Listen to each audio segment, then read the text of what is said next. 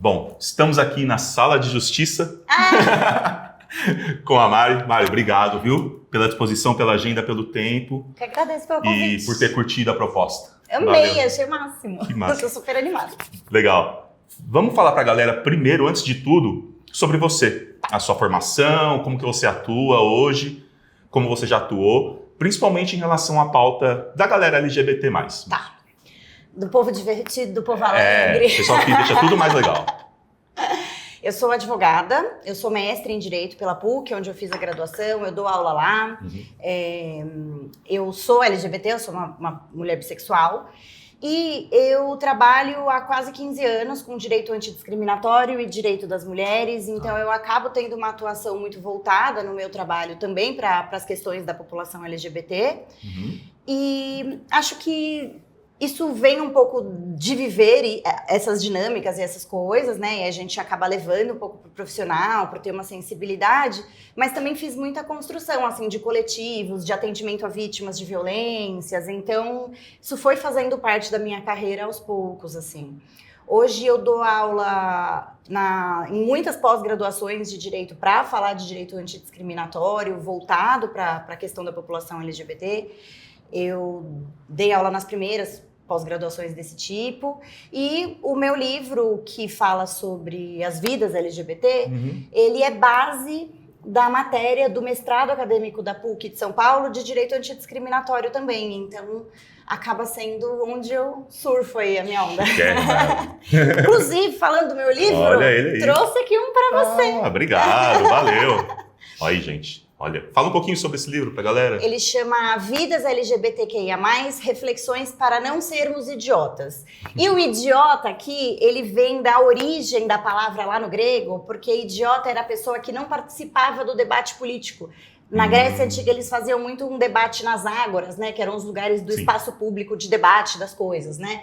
E quem não participava... era uma palavra que eu não sei pronunciar, mas que de onde gerou a palavra idiota. E aí, é uma brincadeira um pouco, mas eu digo que se você não participa, você vai deixar de ser idiota depois que você lê o livro, porque você vai passar a entender esse debate e participar dele. E se você continuar sendo LGBT-fóbico, mesmo tendo o livro, aí você é idiota do jeito que a gente conhece mesmo. Na nossa acepção de agora da palavra. Na de agora mesmo, né? Não precisa voltar tanto tempo atrás pra gente saber disso. Não. Obrigado pelo presente, muito legal. Com certeza será lido rapidamente, porque é pequenininho, levinho, tranquilo. E ele fala numa linguagem acessível, ele responde a dúvidas, ele explica os conceitos de uma forma que as pessoas podem entender, lendo e sem se sentirem julgadas, porque a necessidade desse livro veio da constatação de que muitas vezes as pessoas ficam com medo de perguntar coisas. Medo de perguntar e ser julgada na internet, ou ser julgada, ou a pessoa para quem pergunta ficar meio ressabiada, de ser invasiva ou fazer perguntas. Então, aqui tem um belo material, o livro, o último capítulo dele são mais ou menos 40 frases que as pessoas falam e que a gente explica por que não pode falar. Então... Abri logo desse. Vamos fazer uma homenagem? Toda mulher que já se relacionou com mulher já ouviu essa pergunta. Cara, é pior que é. Eu sem ser, já ouvi muito isso, porque eu sei que as pessoas escutam. Cara, legal. Então tem isso, assim, por que não pode falar que um cara gay é um desperdício, por exemplo? Porque coisas que estão na nossa linguagem, que a gente não para pra pensar. Mas por que essas frases são ofensivas? E tá aí, numa linguagem tranquila, acessível. Às vezes é isso, já tá meio que encurtido ali, né? A galera às vezes não tem nem maldade, mas faz parte da desconstrução mesmo, né? Da gente ver o quanto isso incomoda, ofende outras pessoas. E eu acho que muitas vezes também, é claro, ninguém é obrigado a ter paciência de ficar ensinando as coisas o tempo todo. Mas muitas vezes tem gente bem intencionada que não faz na maldade, que quer saber, que não sabe como perguntar, não sabe como fazer isso. E a gente às vezes afasta as pessoas de estarem do nosso lado, de serem aliados nessa luta, por não estar ali sempre com uma paciência de explicar. E não julgo quem não está a fim de explicar, porque eu também já não estive já deu no saco muitas também, vezes. Mas aí tem uma proposta, né, para a pessoa começar a mapear, começar a entender as coisas de uma forma tranquila. Legal. Obrigadão pelo presente. Valeu. Deixei ele aqui no cantinho e vou explicar um pouquinho sobre como a gente chegou hoje a esse encontro aqui, né? Primeiro ponto, foi uma publicação no Instagram que eu fiz E o Vini, do Project for Six, te marcou lá, né? Você é meu ex-namorado. Olha aí. Talvez a gente fale um pouco mais sobre isso também. Tem fofoca. Fique até o final do vídeo. Segredos bombásticos. Mas eu até tentei marcar com ele, só que aquela coisa de agenda, aquela loucura, você sabe como que é. E aí ele te marcou, e aí eu fiz aquela curadoria, né, nas marcações e tal, vi, pelo menos nesse primeiro momento, quais seriam as figuras mais interessantes e que agregariam mais a discussão para chamar, para trocar essa ideia, né, nessa série de vídeos. Você foi contemplada. E claro que isso pode se estender ainda mais para frente, não necessariamente só em junho. Claro. É mais porque é mais simbólico e tal, junho, né? Mas claro que isso pode percorrer outros vídeos depois. Só que como que surgiu essa postagem em si? Pelo teor do conteúdo do canal, eu recebo muita mensagem, comentários e relatos de galera que faz parte da comunidade, ou não necessariamente, mas que conhece pessoas que fazem, que sofrem de diversas formas diferentes, em graus de gravidade diferentes, preconceitos, até mesmo dentro do metal ou do cenário da música pesada no geral, que deveria ser agregadora, né? Sim. Que deveria acolher essa galera por motivos diferentes, que fazem parte até da raiz, né? Desse estilo de som.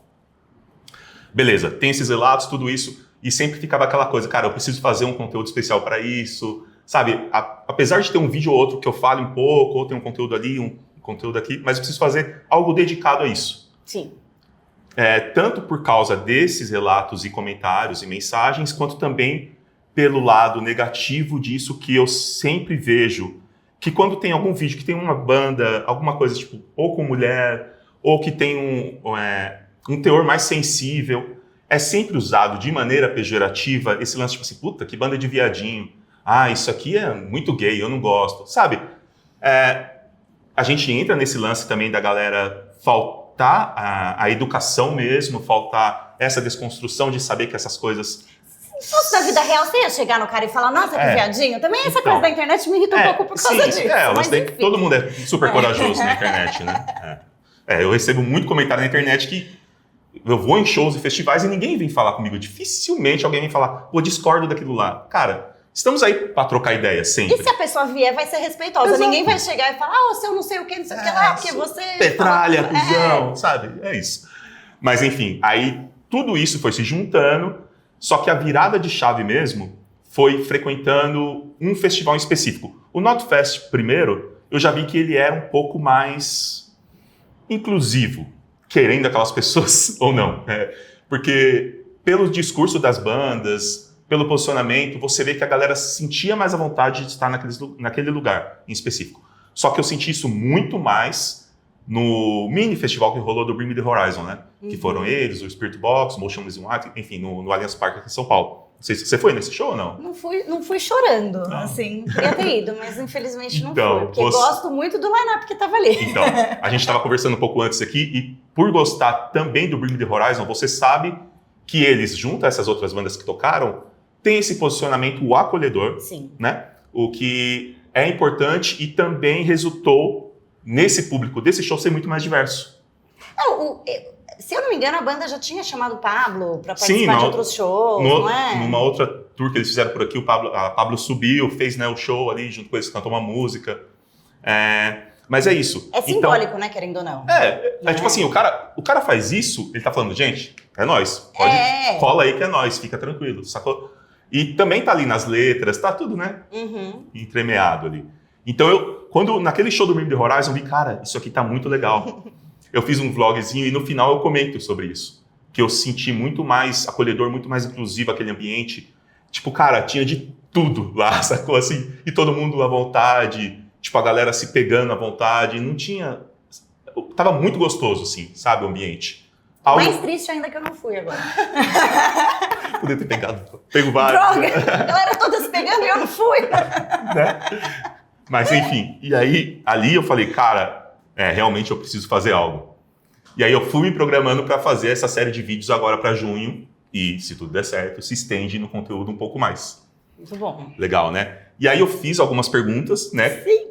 Aquela falsidade, né? Eu já mandei pra você as perguntas, e eu ela já sabe. Não preparei um puta roteiro, não, porque não, mas é assim que é. Tempo, né? A gente vai trocando ideia e tal, e as perguntas aparecem na tela, porque eu não quero errar, então vai ser bem lido mesmo. Na prática, o que significa oferecer um atendimento acolhedor dentro do direito. Como isso se traduz quando a gente fala de pessoas LGBT+, e mulheres em situação de violência. Isso por quê? A gente sabe que o direito muitas vezes tem uma linguagem que é difícil para as pessoas, né? Eu acho que esse gancho que você puxa da linguagem difícil do direito, ele traz uma coisa que não precisaria ter relação com população LGBT nem com mulheres, que eu já tenho como um mote meu na minha vida, que é quando eu pego um caso seu, tipo, sei lá, você teve uma passagem aérea, uma viagem que foi desmarcada. Uma coisa de direito do consumidor, não tem nada a ver com essas questões. Ainda assim, quando eu te atender, eu vou fazer questão de explicar os seus direitos de uma forma que você entenda. Tá. E eu acho isso importante, porque assim como a medicina, eu acho que o direito usa de uma linguagem complexa, técnica, que muitas vezes afasta as pessoas de saberem o direito delas. E eu lembro na faculdade, no primeiro ano de faculdade eu lia decisões judiciais, muitas vezes eu não entendia o que estava dizendo, antes de eu passar pela formação e saber os nomes técnicos das coisas que estavam sendo faladas ali. Então, qualquer tipo de atendimento, quando você trabalha no direito, voltado para atender pessoas, quando você não trabalha assim numa grande empresa, quando você não faz esses outros tipos de atendimentos e trabalhos jurídicos, já passa por você ter uma adaptação linguística. Tá bom. Que eu já acho que isso importa de qualquer maneira. Agora, quando a gente entra em outras questões, assim, que vamos falar de grupos que são vulneráveis, né, na nossa sociedade, por qualquer motivo que seja, são atendimentos que eles precisam de uma escuta. E não é só uma escuta passiva, de você ficar em silêncio ali enquanto a pessoa está falando as coisas. Porque a pessoa também quer que você esteja engajada, que você esteja entendendo aquela dor que ela está te contando naquele momento. Então, também é uma escuta qualificada. E como que você qualifica a escuta? Por que tem um livro de vidas LGBTQIA+, reflexões para não sermos idiotas, que está na base curricular do mestrado acadêmico da PUC? Tá. Porque você qualifica a escuta quando quem está ouvindo entende o fenômeno social que a pessoa está falando. Entendi. Então, eu preciso entender que uma pessoa LGBT que foi vítima de uma situação, ela já está exausta de ter sofrido um monte de microagressões o tempo todo, em vários ambientes, que raramente aquela agressão que acontece, aquela situação que acontece, das mais brandas às mais graves, né? Ela vem sozinha, porque ela já vem carregada com um peso histórico de, eventualmente, uma pessoa que pode ter sido expulsa de casa. Aí você vai falar, pô, a pessoa é expulsa de casa porque ela tem pais LGBT-fóbicos, isso não tem nada a ver com a violência que, sei lá, ela sofreu no trabalho. Não tem. Tá. Mas quando ela vier me contar essa história, vai ter isso atrás dessa história também. Vai contar.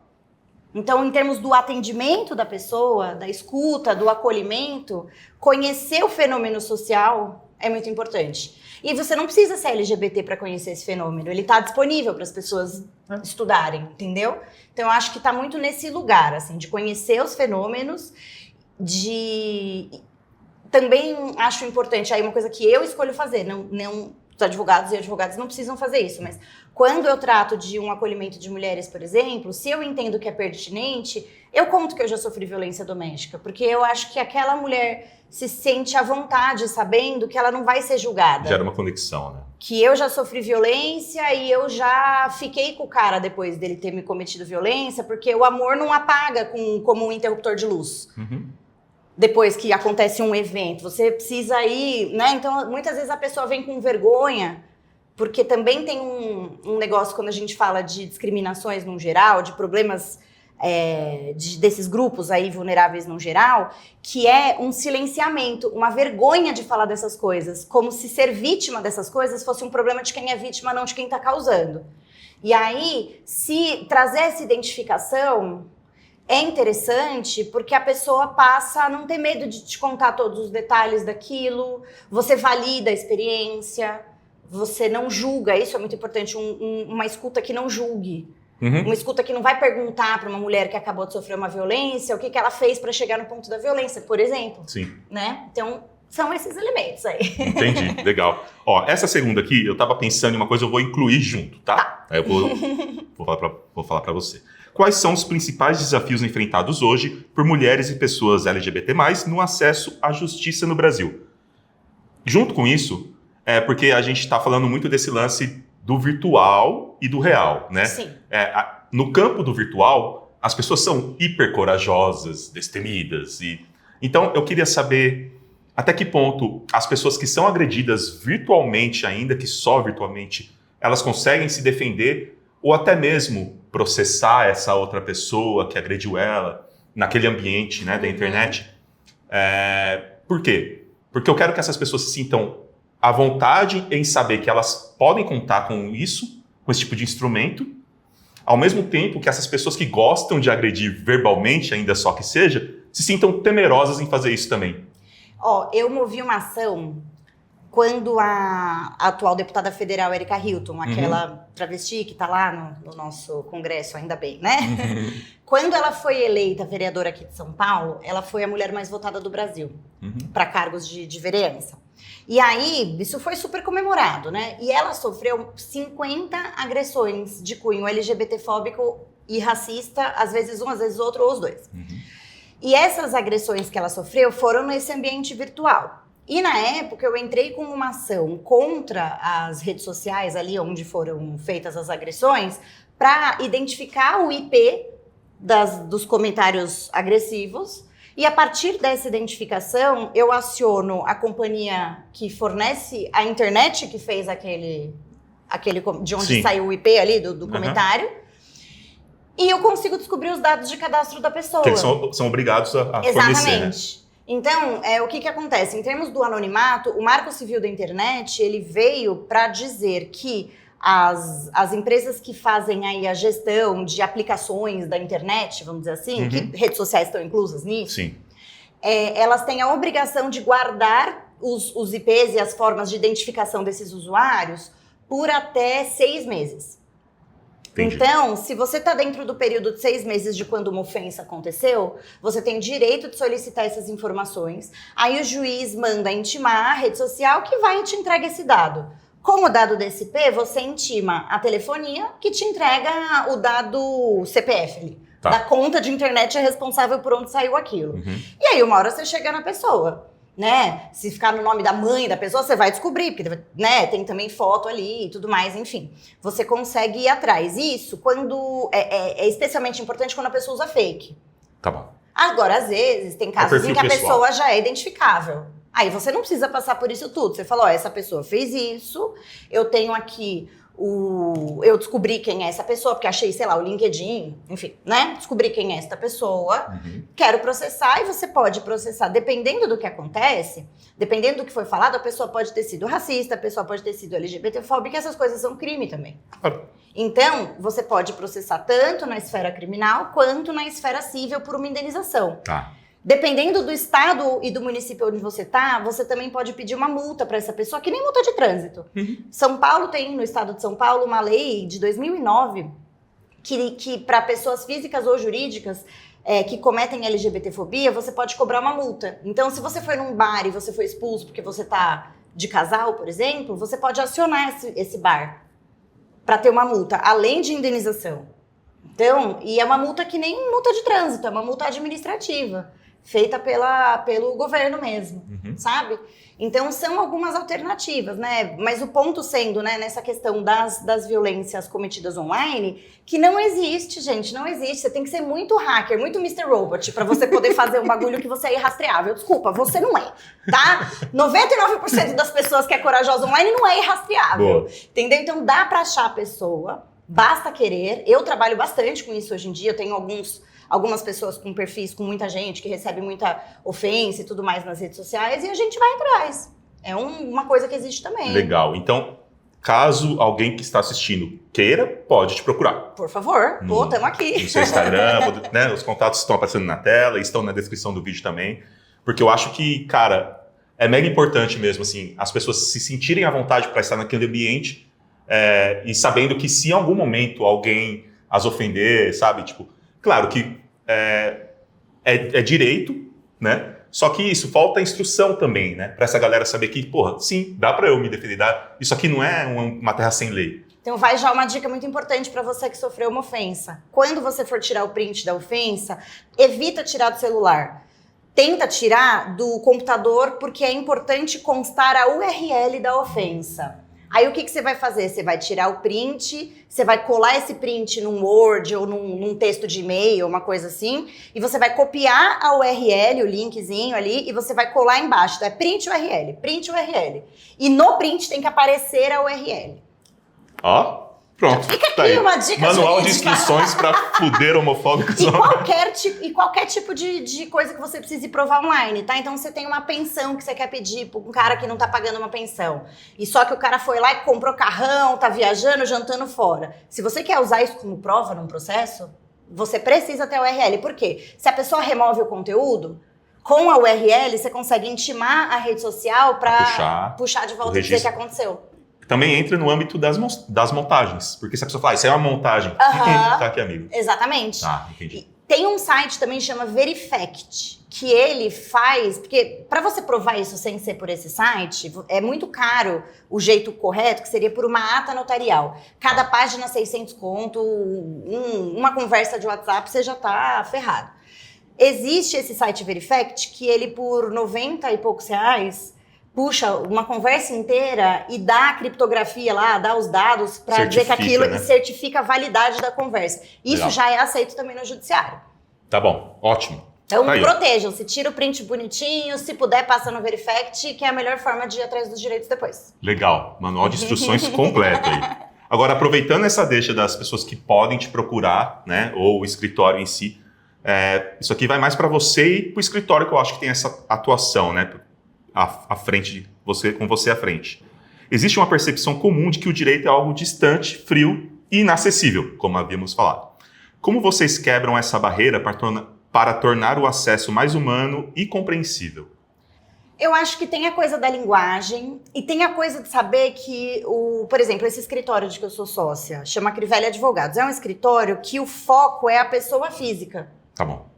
Então, não tem como eu dialogar com clientes, dialogar com a pessoa física, se eu não for falar numa língua que a pessoa entende. Total. Então, a gente, por exemplo, faz previdenciário, trabalhista, acesso à medicação, então, são várias áreas aqui no escritório, né? A gente basicamente resolve problemas que uma pessoa tem na vida, né? Vamos dizer assim. Que não sejam problemas... Ai, nossa, minha empresa pegou uma patente. Isso a gente não faz, né? Uhum. É problema de pessoa física. Quando você trabalha com pessoa física, você precisa quebrar essa barreira de diálogo, essa barreira da linguagem. Senão a pessoa não chega até você, ela não vai ter confiança. E hoje em dia a advocacia, acho que por conta até da internet, a inteligência artificial que te responde dúvidas e tudo mais, que é uma realidade nossa, e quem luta contra isso vai ficar no passado... Você precisa fortalecer cada vez mais o vínculo de confiança da pessoa com a qualidade do seu serviço. Entendi. Então, o negócio é você. É a confiança em você, é a confiança de que a pessoa está bem representada. Porque a informação ela consegue achar na internet.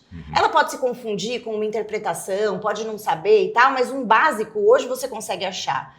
Então, como que você mostra para a pessoa que você tá equipado, que você tem tudo o que precisa, que você tá ali na ponta de todos os debates, tá estudando, tá nesse lugar. E você precisa informar isso de uma maneira que a pessoa vá compreender. Claro, isso aí é um caminho, acho que super necessário para quem é formando, né? Para quem pensa em estudar, em seguir esse caminho do direito. Com certeza. Né? Porque mesmo que você não vá ter esse mote ou esse direcionamento, é importante, né, cara? Faz parte dessa desconstrução da gente enquanto sociedade em diversos âmbitos, né? Eu trabalho no direito desde os 19, vou fazer 37, então já daqui a pouco vai fazer 20 anos. Eu sou advogada há quase 15, né? Eu comecei a estagiar lá para o segundo, terceiro ano, então somada há quase 20, né? E assim, o direito mudou muito de lá para cá. Antigamente, um advogado, você entrava com uma ação, a pessoa nem falava com você depois de entrar com a ação. Você ia falar com o advogado 1 ou 2 vezes por ano, você não ia saber o que está acontecendo. Hoje em dia, isso não é aceitável. Não é aceitável que a pessoa não possa parar 10 segundos no WhatsApp dela para te mandar um áudio dizendo como é que está o processo. Não é aceitável. Ainda que seja para dizer, putz, olha, não teve andamento ainda, é assim mesmo, demora, combina uma nova data. Podemos falar daqui a 2 meses, é a expectativa comum de demora para isso? Não é aceitável você ter um padrão que não seja esse. Entendi. Então, quem eventualmente aqui assistindo tiver, né, na área do direito, uma coisa que eu peguei desse tempo de experiência de advocacia aí é que a pessoa, o cliente hoje em dia, ele tem uma exigência muito maior do que o que ele tinha antes. E esse papo que muitos advogados se utilizavam, né, às vezes por conta da barreira da linguagem, da dificuldade técnica, para deixar a pessoa no escuro sobre o que está acontecendo no processo dela, não funciona mais. Tá. Porque a pessoa pega o processo, joga no chat GPT e ela já tem a resposta dela. Então você não vai mais conseguir esconder nada, entendeu? Tem que acompanhar essa dinâmica das comunicações, né? Hoje, Sim. Senão você fica para trás de qualquer jeito.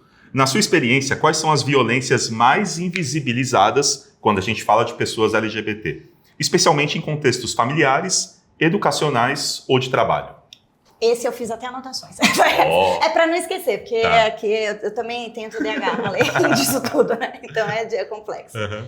A lógica por trás de quais experiências são invisibilizadas, eu acho que é a lógica das agressões que não são tão explícitas.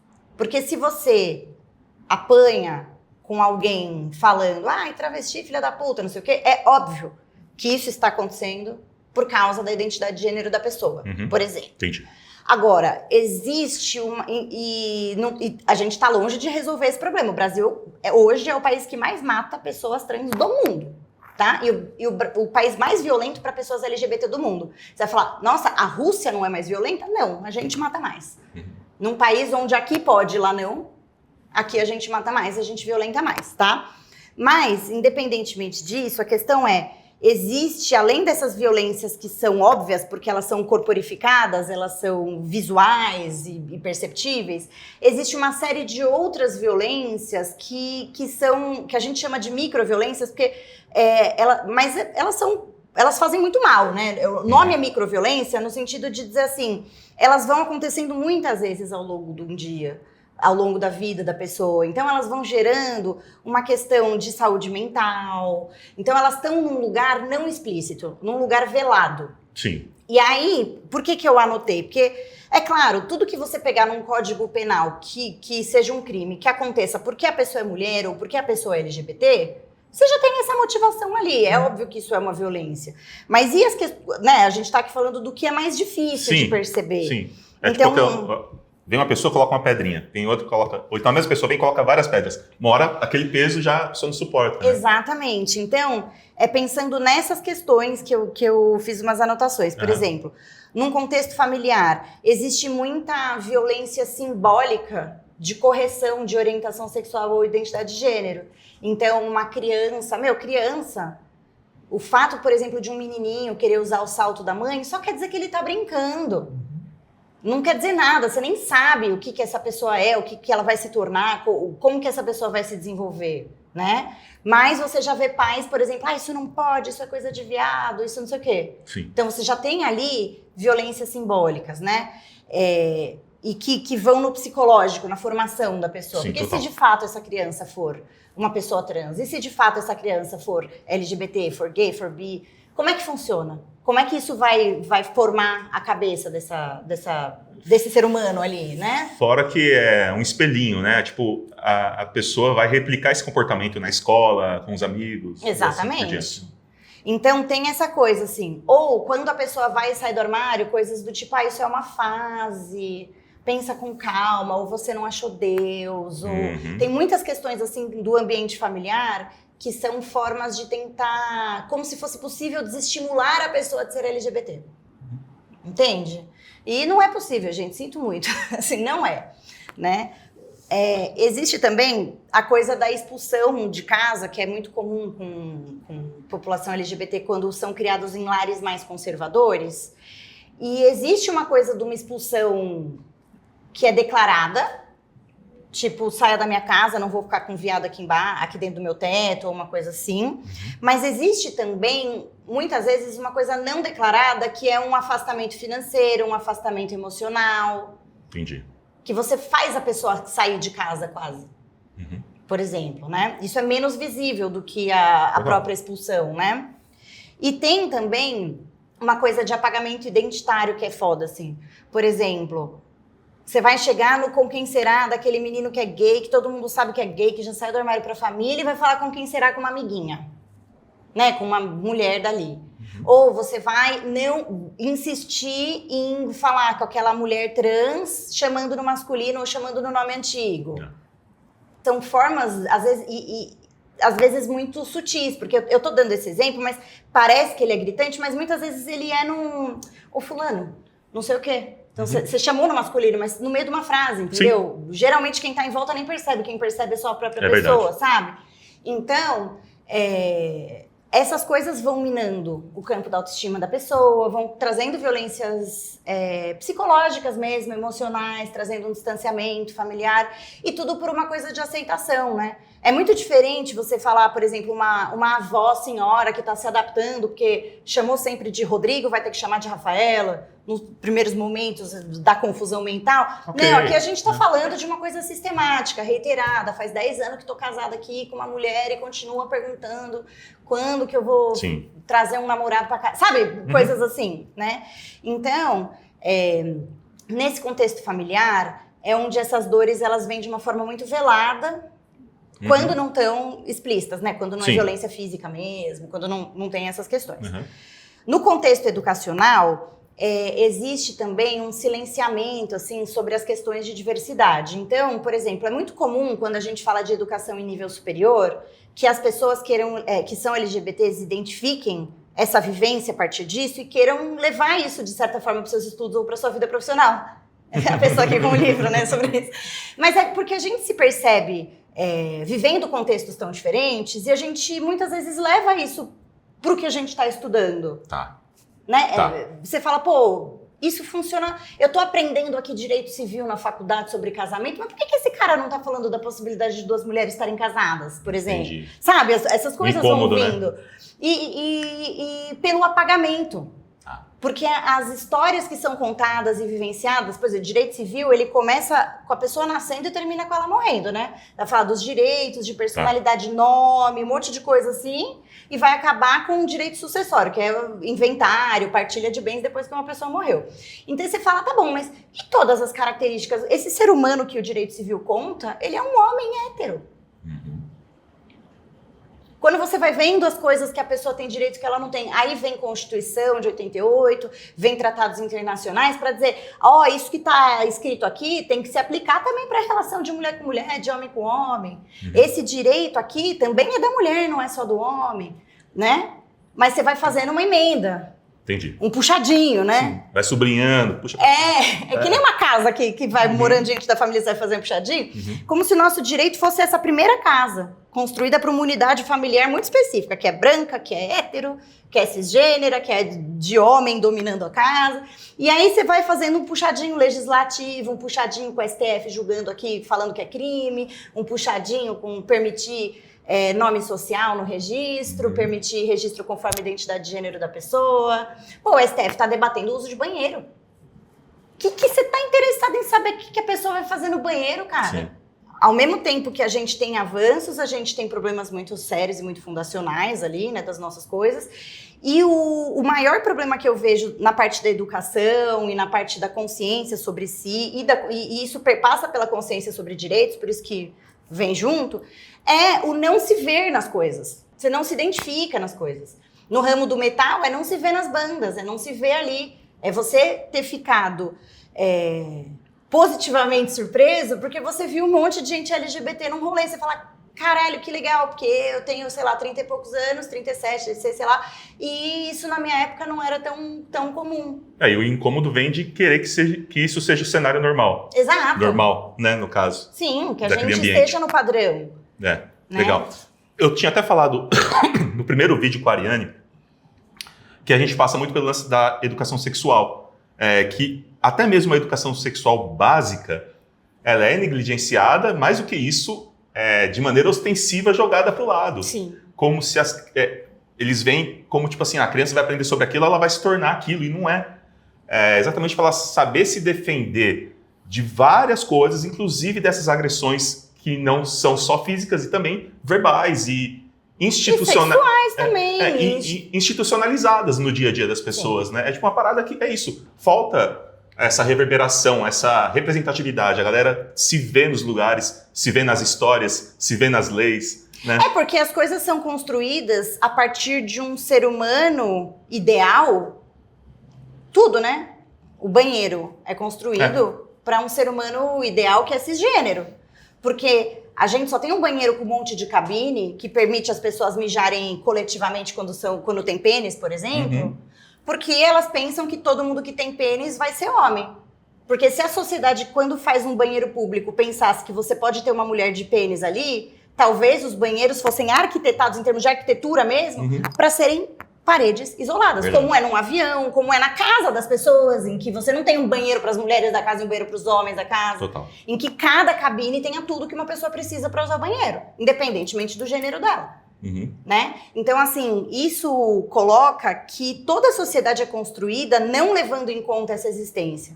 Desde a arquitetura do banheiro, até as leis, até as músicas, até a nossa política, até onde a gente tá, onde a gente transita, sabe? E aí eu acho que quando você escolhe fazer a pergunta falando sobre essas camadas de invisibilização, é muito interessante, porque esse é um problema fundamental. Total. O sexo, como você falou que teve na conversa anterior, ele já é uma conversa proibida. O sexo entre homem e mulher, padrão, não sei o que, ele já é uma conversa proibida. Quando você fala do sexo entre pessoas do mesmo gênero, é uma segunda camada de proibição. Assim, a gente entra na complexidade de que a educação sexual básica ela já é negligenciada, quanto mais essas etapas. Mas por quê? As pessoas, seja hétero, seja qualquer uma, são complexas, né? Por mais, tipo, uma pessoa... As pessoas héteros já pensam totalmente diferentes entre elas, têm orientações sexuais diferentes, mesmo sendo hétero, né? Sim, uma pessoa pode gostar de um fetiche, outra não, por exemplo. Né? Exatamente. Então, eu acho que parte disso, a gente precisaria vencer a educação básica sexual primeiro, que já é um negócio que é negligenciado, para depois partir para essas outras, né?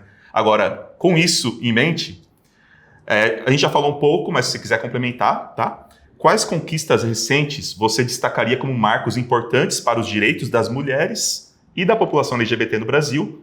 E o que ainda é urgente avançar?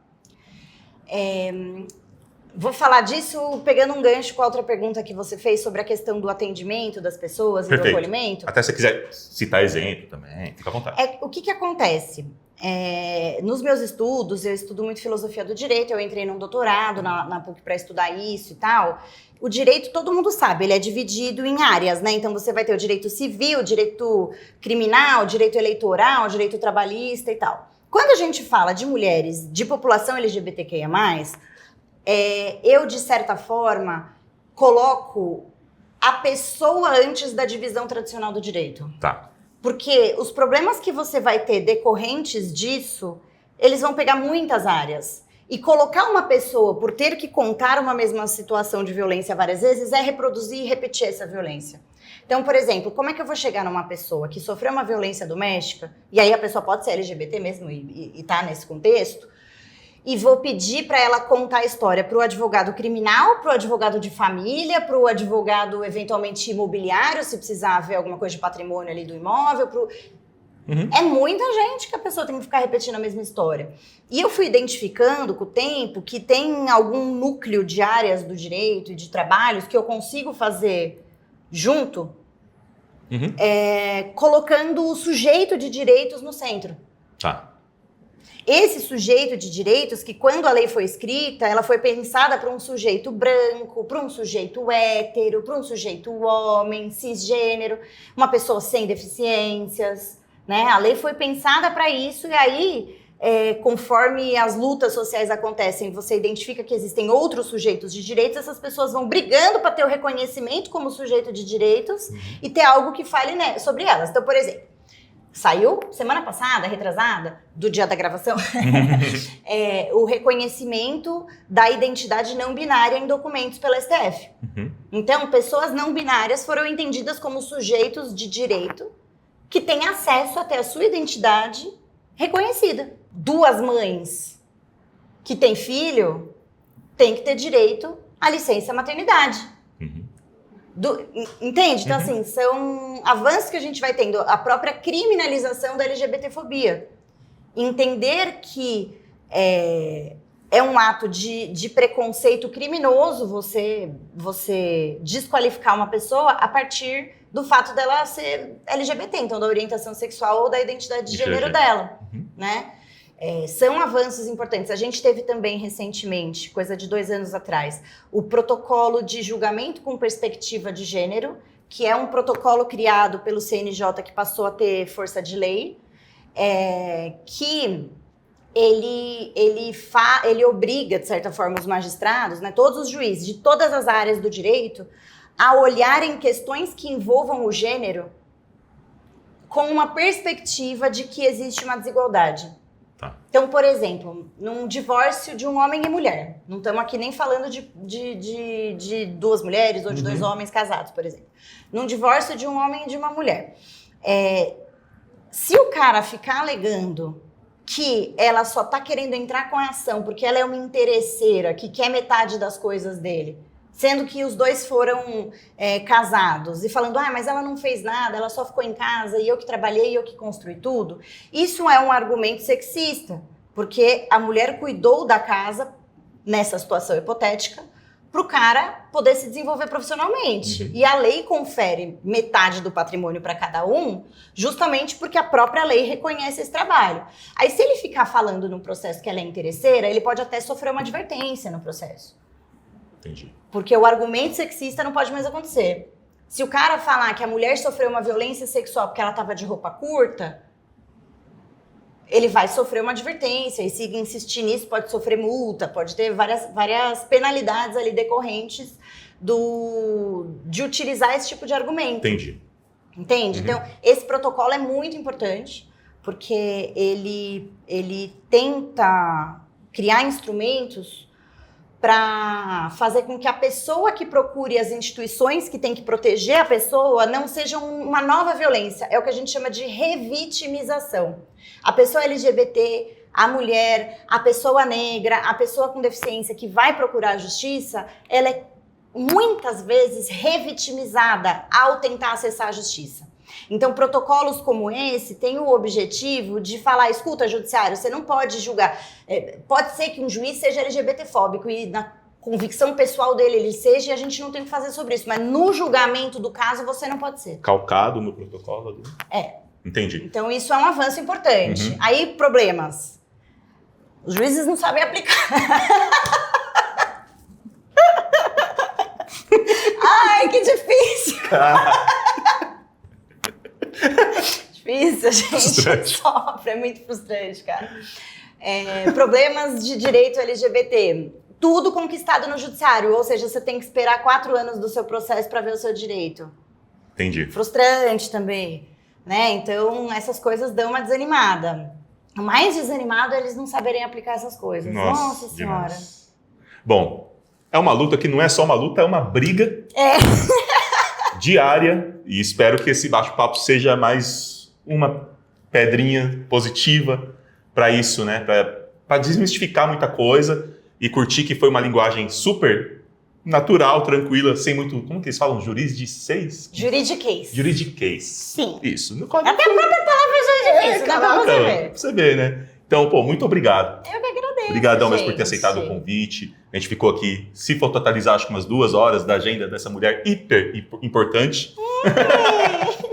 E eu queria que, olhando para o celular lá, você desse um recado final para a galera, falasse do seu Instagram, onde te acham. Tá, gente, meu nome é Mariana Serrano, meu Instagram é Mari Serrano, ADV, tudo junto.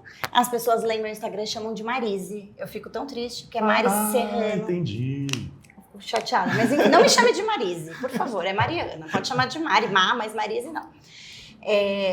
Eu acho que a coisa mais importante que a gente tem que ter em mente quando a gente fala sobre preconceitos, sobre a luta contra a discriminação, é que as pessoas se sintam empoderadas de romperem o silêncio.